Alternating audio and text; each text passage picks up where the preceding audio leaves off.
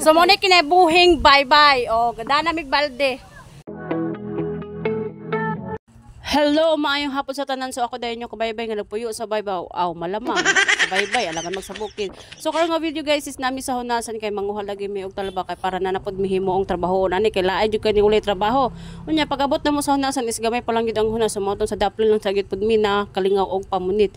And kana nga time is alas 5 na so pagabiin na siya and amuan na lang po na siyang gidali-dali og panguha kay para pud makakuha may bisan lang gamay para lang yun na atay makalingawan ani or para na lang yun tay ma-income nga ginagmay ani kay kining pagpanalaba guys dili lalim gid pud siya kay isa pa lisod kayo ang pagkuha sa unod ani and bugat pa gyud kay siya pero kay as nanay nga wala tay kalingawan so makalingawan ulit pamunit ani kay bisag ingon ana lang na siya is daghan kayo ang pwedeng mahimo niya like ginamos and isa pa number 1 jud pud is nagid poy mangita og labas kay gusto silang mukilaw or tanan or bisan unsa nya kay mahal biya kayo ang baso ani so kalingawan lang gid po nato ni nga trabaho kay wala man gid pati kalingawan din sa paninimalay magsigir kaysa magsigir tagyaka.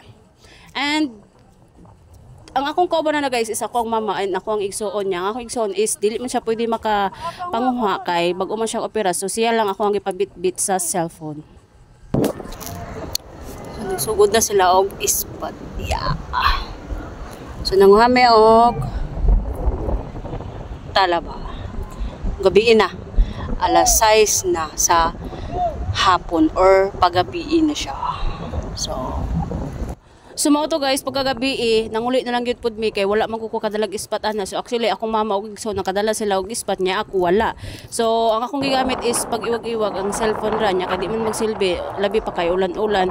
So mo to nag-decide na lang mi nga manguli. So nakakuha ra gyud pud mi og tag sa kabalde and update lang ko og mga guys sa pagtiltil. So mo to guys, thank you for watching.